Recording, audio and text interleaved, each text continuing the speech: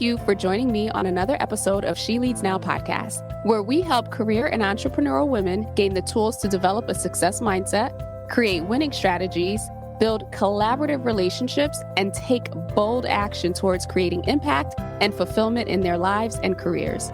I'm your host, Sabine Gideon, and I'm on a mission to awaken and activate women and emerging leaders so they can tap into their innate leadership ability, elevate their influence, and create the impact they were destined to make.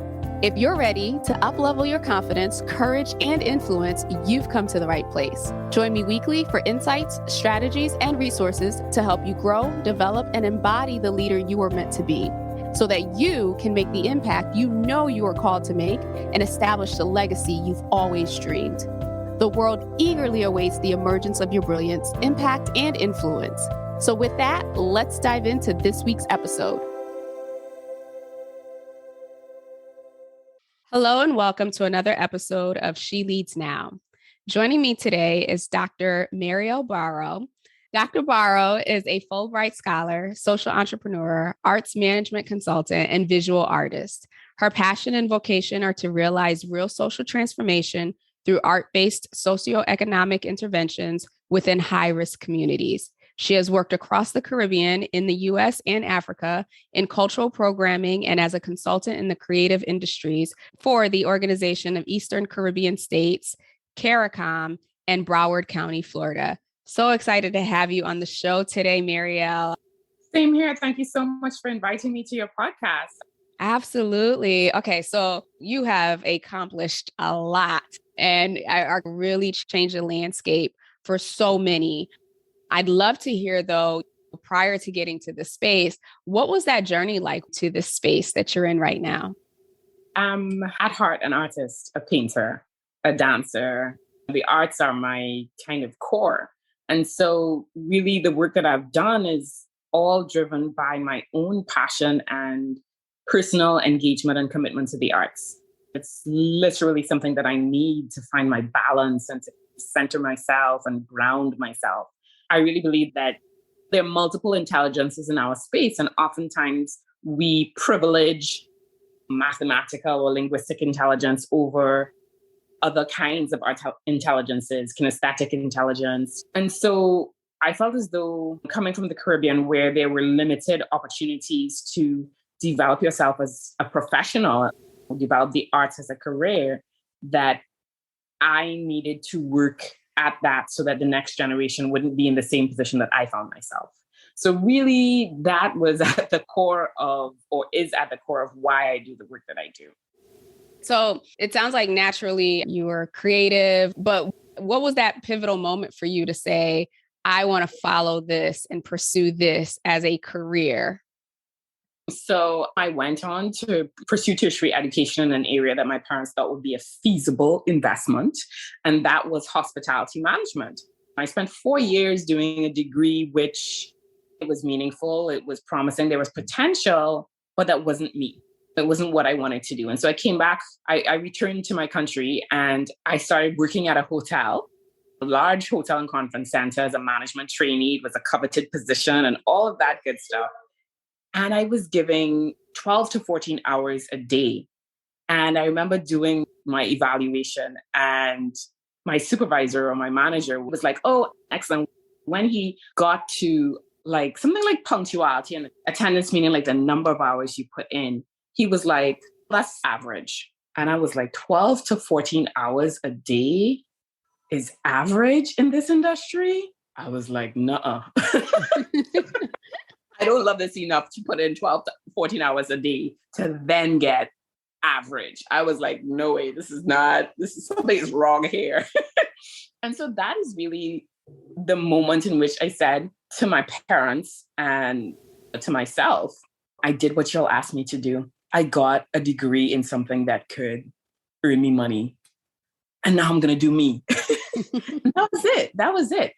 And that same manager, God bless his soul, hosted an exhibition for me at that same hotel. So it wasn't that, oh, I wasn't doing good at this career or anything like that. It really just was, I have given myself a foundation. This is not what I want to do. And I'm going to take that plunge, you know? Wow, what an amazing journey. And it's so funny. The fact that 12 to 14 hours was standard. And here you probably thought like, I'm going above and beyond. I'm killing it. Like, this is it, just to learn that actually, no, that's the requirement. But I actually admire you for, giving yourself the space to do that for 4 years, to really uncover, is this what I want to do? As a fellow Caribbean, I know the pressures of our parents, right? And in the Haitian community, it's a lawyer, a doctor, or a nurse, right? Those are the only three professions that exist. And if you're not doing one of those, then you've wasted your life. And so I know that there's a lot of pressure just culturally to going down the path that perhaps our parents want us to go. And kudos to you for trying it, testing it out, recognizing that it wasn't for you, and then having the courage to step away and seek something that was more true to who you are. Yeah, and I got mixed responses from that. So that was really an interesting journey, because I remember meeting up with someone, he was a pilot, and he asked me really curiously, so aren't your parents disappointed in you for making this switch? And I was so stunned. But that's just a side, that's just a by the way. Yeah. So So in making this transition, right, and tapping into your own passion, your own creativity, and what I like to call your own unique brilliance, right? You did it for yourself. You started to build a career out of it. And then that wasn't enough. You said, all right, I want to help others. And Caribbean InTransit is the organization that you founded. So tell us a little bit about what that organization is, and how you're making way for the next generation. Well, Caribbean InTransit is actually my third company that does this. I started off with Marielle Studios, which was like a sole trader. And with that, I helped 10 young artists produce and position their work in the public space, and they earned a lot of money. And then I started Caribbean Arts Village, which is a limited liability company. And then when I came to the US to pursue further studies, I then started Caribbean InTransit. So it was this space, this time, this is what I was doing. And Caribbean InTransit really creates a range of opportunities for a range of different levels of practitioners. So we're an arts education nonprofit, and we address our work to at-risk communities through a program called This Is Me. And This Is Me provides training in arts entrepreneurship in various subsectors. So we've done visual art and fashion. And those are the two that we've focused on so far. And then we have an academic journal, which is a peer-reviewed, open access, multilingual journal. And that is meant to create a space for young, emerging, as well as established academics who are writing on the Caribbean, or writing on the Caribbean arts more specifically, to publish their work through that peer-reviewed, rigorous academic process, which is really necessary for you to advance in academia. We use that as an opportunity as well to do a certain amount of mentorship, so to speak. So it is really a process of growth for persons as well. And so that's really critical, in addition to, of course, making a document and a record of the work that is happening in the Caribbean space and the writing that is occurring as well. That's actually was the core of Caribbean InTransit when it started. And then we have a branch called In Situ, which facilitates research and collaboration with, collectives of artists. And we've done 2 editions of that where we worked with 5 different artists from all over the world. It was really remarkable. And we went to Haiti for the Haiti Ghetto Biennial and did a project there, supporting and working with Haitian artists. So I did tell you that Haiti was very close to my heart. Shout out. Yeah. And then we did one in Tanzania, in Zanzibar, Tanzania, where we worked with female and male artists. But I think the impact on the female artists was really something that touched me personally.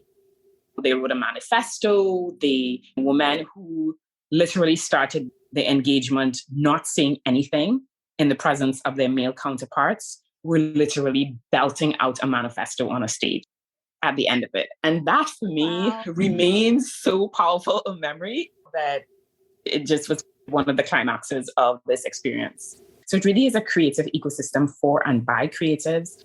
Oftentimes, the creative has to figure that path out all on his own or on her own. And that is taxing, that is emotionally draining. And sometimes it's just virtually impossible because you have so many other forces coming at you through life. And you not only have to practice and excel at your craft, but then you have to figure out the business of it all and the condition in which you're working, the situation, the broader context. So this app really creates that broader context for you and gives you a smaller space to navigate. And it's all there in one app. So we say it's all arts, all day, every day. And that's how I like it.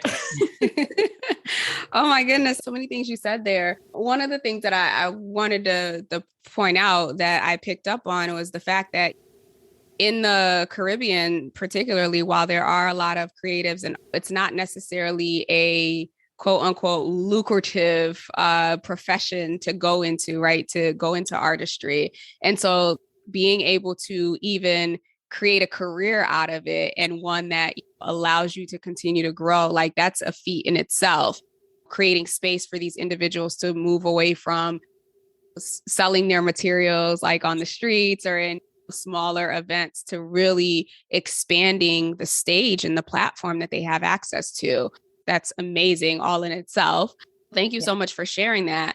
What I'm also hearing too is that not only are you creating this platform where they get to share their gift, their talent, they get to monetize it, but you're also creating the space where they now get to build businesses around it. Because it's one thing to have a side hustle. It's another to really learn the in and outs of business to create that around that. So tell us a little bit about that aspect. The business structure is really obviously a critical aspect of becoming a full-time, making the arts a career. And that is not necessarily a linear or straightforward route. And especially, I don't want to say we're not quite following the pandemic, but we're on the other side, hopefully, of the pandemic. It adds another layer of complication. In addition to that, every time you launch a new product or engage in another kind of side of your business, it's a whole additional process that you have to put into place. And creative entrepreneurs, like any other industry, needs a community to do that. They need coaches, they need mentors, they need a structure. And if they weren't privileged enough to have been able to study entrepreneurship, which, many of them don't, so they just have to figure it out by themselves, they're just always navigating on their own and doing this guessing game. So one of the things that we also have embarked on and that's offered through the app is coaching for entrepreneurs, specifically for creative entrepreneurs. Now, creative entrepreneurs you can think about that broadly because every entrepreneur in a sense has a creative investment or a creative edge. But one of the coaching programs that we offer is called Synapse Coaching, and I lead that engagement. And that coaching program executes what we call the Creative Success Blueprint, which provides a range of, let me call them experiences and motivational spaces, and what I call the She Accelerate Tribe, to create community, to allow the creative entrepreneur to do a creative version of project management, to navigate their moods and to leverage their strengths so that they can really execute the best product and make it something that's inimitable. So that process is like a 5-module program. My students are reporting that in each session, they overcome a challenge. In each session, they overcome a mindset, a stumbling block that was really standing in their way. And that's exciting. It's fulfilling for me because I really enjoy teaching. I've always enjoyed teaching. I've taught for many years. So that for me is just hitting the nail on the head. Yeah, you are definitely operating in your zone of genius for sure. That is awesome. And I love the way that you laid out the program because that's very similar to the layout, even in leadership coaching or any other types of coaching. It starts with you. It starts with the awareness of who you are. What are those strengths? What are those opportunities? How do you staff to the opportunities or the weaknesses, if you will, if you can't up level from a skills perspective? What I love about it is the community aspect. And you're absolutely right. Whether you're a creative entrepreneur or a different type of entrepreneur, having that community is huge to your success, to your motivation, to you feeling like you have some level of support. And you actually said the magic word without prompting, which was networking, and the importance of building a network, regardless of what sphere you're in. And it almost sounds too, because of the way that your organization has spanned globally, it creates opportunities for people in one part of the world to network or to gain access to individuals in other parts of the world. Is that correct? Absolutely. How we have structured our organization is that we have team members in different parts of the world and they have their own networks. And so every time we decide, hey, you know what, we're going to go to this conference or we're going to do this project in this country, we have a team member there who then activates their own network in service of the work that we are all doing together. And so that has been amazing and phenomenal. With the exception of specific projects we've gotten funding for, it's a volunteer organization, it's a volunteer engagement. But the richness that persons have derived and the steps that they and the networks that they have been able to create through the organization is what keeps them there and together. And I think for many Caribbeans, there's a desire to give back. And so our organization really serves to allow you to give back and to connect. We have not only Caribbean members in the Caribbean, we have Caribbean members in the US, and we have non-Caribbean members who just work on the Caribbean or who are just interested in the topic. And so we have persons from the UK, we have one based in Italy right now, we have one in Virginia. That's how we do it. So it really is exciting in that regard. It really allows us to spread our wings, to share and invest in spaces that mean a lot to us. You know? Yeah. That sounds like an amazing business model to have created and curated, and it's actually working well and supporting, right? There are challenges with having a business model like that when you have paid employees. I'm curious, how do you, as the leader, maintain engagement with such a broad network and a volunteer group of team members? That's a great question. I have a modus operandi that whoever shows up, we work with you. And so persons may not be able to be continuously involved, but they continue to be involved. At one juncture, we had a board member who joined us. She wasn't a long-standing board member, but for the time that she was engaged, her impact was so powerful. And so she decided when she joined our team that she wanted us to host a number of panels at the Caribbean Studies Conference. And that year, the Caribbean Studies Conference was in, guess where? New Orleans. Can I tell you, we had something like 8 panels at that conference. And so everywhere you turned, it was Caribbean InTransit, panel number 1, number 2, number 3, number 4. Plus, we had a launch of one of the journal issues. It was phenomenal. It was phenomenal. I think one of the keys to that is working with people where they're at, supporting their own interests through the work that you're doing. Because if they can get an organization to back them and what they want to achieve, well, we're all working within more or less the same orbit in terms of Caribbean arts, that kind of thing, academia to some extent, then that drive is there. And when they're ready, you have to maintain constant contact so you catch them when they're ready. I think one of my character traits, one of my Shiro traits is that I'm very persistent. Some would say stubborn. I love it. I had a previous guest on, Valerie Grant, who is out of Jamaica, actually, another powerhouse. And she had shared that persistence is a superpower. I just think that it's just amazing to manage and lead this global organization. And so you mentioned the app as the newest thing that you've rolled out as part of the organization, and a feature that I'm sure will expand the reach of the organization. As you look 3-5 years out, like, where do you see the organization going, or where do you envision or hope that the organization could go? That's a great question. We're really hoping this app will address one of the gaps over the more than decade that I've been working in the arts, is the connectivity between the different elements, right? We need the Caribbean to come together with their project. We need one space where we can all communicate consistently. And so my hope is that if we can get a good body of practitioners and organizations onto this app, that we can then really project outward reach. And so we are reaching out to South Africa. Right now, our call for proposals is one of the guest editors is a South African professor and one is a Trinidadian artist. And so we hope to create those connections and really now expand our footprint in a more significant way into South Africa and other regions. So 5 years down the line, I hope that we can become an organization where we can have some full-time staff and be consistent in our delivery of the work that we're doing and become a little less project-oriented. I love project-oriented because there's that feel of always starting up. And to me, that brings a lot of excitement. That's my personal thing. But I would love to bring more operational people on board so that we can be more consistent in our delivery throughout the year. And that's what the app is meant to automate some of that.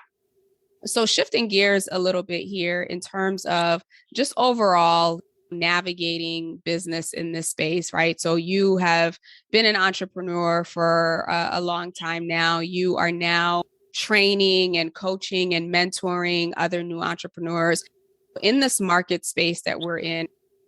COVID and the pandemic has shown us that the world is actually a lot smaller than we thought that it was, right? At the end of the day, there's a lot of uncertainty. There are a lot of challenges. There's a lot of upheaval in different parts of the world. And as a global leader, what advice would you give to individuals who are coming into entrepreneurship and who are trying to find their footing in this space where they really just want to do what they're passionate about, but they still have to navigate all of the ins and outs and uncertainty of this market? So for me, this is, again, what I teach in my coaching. First of all, I'll start with the network, and different leadership gurus call it different things, the inner circle and so on. I think that inner circle is core. Who you associate with is often who you become. Who you associate with is who you learn from. And if you're not learning the right attitudes, the right frameworks, the right ways forward, then you're going to set yourself up to get something that you don't want to get. Right? I talk about the different kinds of personalities that you need to have around you in that inner circle. Someone who you mentor, because mentoring is so important on so many levels. That younger person may be in age, but younger might also be in terms of where they are. Often has their finger on a pulse that you don't have your finger on, right? Or often has a strength that you may not have. And so you can learn from that person. That's what you learn from that person. Then you need to have that really reliable stick-to-itiveness. You send me this document by this time. And it's not that they're going to beat you on your head if you don't, but their discipline is going to encourage your discipline. And so I outlined, for example, 5 core persons who should be in that inner circle, but not just the core persons or the core rules, but the characteristics of each of those rules and determining whether this is the right person to fit that role. So that's the first thing I would say is cultivating that inner circle. The second thing I would say is that set your vision beyond what you think you can achieve, and don't let the naysayer restrict that vision. Had I let persons who said, oh, why don't you just become a teacher? That is a secure job. You'll get paid. I might still be a teacher today, but that was not my destiny. That's not what God created me to be. That's not the only thing God created me to be. And so if that vision is in you and you have that inner drive, that compulsion to do something, whatever that thing is, obviously once it's good and has positive impact, you can't let what others say stop you from doing that. You have to find people who are going to support that vision, find the right people who will propel you forward. And again, that comes back to the inner circle. For creative entrepreneurs in the space, having been there, I wouldn't tell you to jump out and leave your job all at once, because that is not for everyone. Some people can do it and some people can endure the hardships, but not everybody can. So if you can maintain some kind of income, give yourself that little cushion so that the distress doesn't hit you too hard. And I could go on, but that would be some of my advice. I love it. The quote specifically, who you associate with is who you become. I've never heard it in that term. I've heard you are the sum of the 5 people that you hang around with the most. But I don't know, just hearing it in this context is just hitting me, at least personally, a lot differently. So thank you for sharing that. I love the piece around the inner circle. I like to call it the success circle. And that's whether you're in corporate America, whether you're in entrepreneurship, who are those people? what is the value that you add to them, as well as what is the value that they add to you. And then the setting your vision beyond what you think you can achieve, that piece is huge. Because I think as entrepreneurs, naturally, right, most of us, right, when we come into entrepreneurship, or you're driven by something that is part of your purpose or your passion, the immediate thing is, I want to change the world, right? That's the goal. That's where you start with. And there's a process that we have to go through, and being mindful of not allowing the voices of people who may be well-meaning, right? Because they are trying to protect us, not allowing their fear to penetrate or to affect us in a way where we abandon that desire, that purpose, or that passion that's driving us into entrepreneurship. So thank you for breaking down those 3 core areas that newer entrepreneurs should be conscious of as they're moving into this space and navigating all of the external stuff around them. So with that, I just have a couple last questions for you. I can imagine that you do a lot of reading. So I'm curious, are there any books, or is there one book that you recommend to your students? One book that I tend to go back to is a really small transformational leadership book by John Maxwell. And it's actually a Christian leadership book that is like a daily devotional, but all the devotionals are also steeped in leadership principles. And because I have, time set aside for devotion, I use that as part of my devotion, and I find it to be a powerful injection into my day. I have a little one, so my reading, unfortunately, is a little limited by motherly duties and so on. But that's one thing that I've been able to continue with. I've recently been reading a book by Carlos Garrido, I think his name is, who has written on visual arts in the Caribbean. His topic and his approach is very similar to what my doctoral thesis was on. I'm tending to read based on the essays that I'm writing and academic publications and so on. So it's varied. I can't say it's just one book. Thank you. And beyond obviously going to your website, Caribbean InTransit, how can the audience connect with you, reach out to you, learn more about the work that you're doing, and learn more about the app? So they can download the app from the App Store. It's called the Meeting Place Community, and it will be on Android really soon. We're just finalizing those rollouts. They can email me at caribbeanintransit@gmail.com or the Meeting Place Community @gmail.com. Awesome. We'll be sure to include that in the show notes as well. So thank you so much, Marielle, for being on here, for sharing your wisdom, and certainly the amazing work that you're doing around the globe. I admire very much the work that you've done in the Caribbean and continue to do to create a space for those who otherwise wouldn't have the opportunity. So thank you for your work. Thank you for your labor. And thank you for allowing the world to share in your passion. Before I let you leave, any final thoughts, advice? I would say dream big and allow yourself the grace during that process to accomplish your dreams. Don't let others devalue the work that you're doing. Don't let stumbling blocks or unexpected events stop you in your tracks, and cultivate the life that you want. One of the things that I always refer to is a card that someone gave me that says, go confidently in the direction of your dreams, live the life you've imagined. And sometimes even when I'm having a moment, I say, okay, what are you going to do? I'm going to go confidently in the direction of my dreams. Oh my gosh, I'm writing that down as my new affirmation. Go confidently in the direction of your dreams. Thank you so much for sharing that, for being on the show. Listeners, please be sure to check out the show notes for more information on how you can connect with her, as well as gain access to the app and the amazing work that Caribbean InTransit is doing. With that, I will see you all next week, or I'll chat with you all next week. Have a great rest of the week. Thank you for tuning in to another episode of She Leads Now. Be sure to join us next week for another transformative discussion to help you grow, develop, and embody the courageous leader you've always been. Be sure to subscribe to the show to get alerts when new episodes drop, and join us for our next Leaders Lounge meetup on Zoom. Details and dates for future sessions are included in the show notes below, so take a look there or head over to sabinegideon.com/lounge to register and hold your spot for the next session. Again, that's sabinegideon.com/lounge to grab your spot. Excited to connect with you all inside the lounge. Talk to you soon.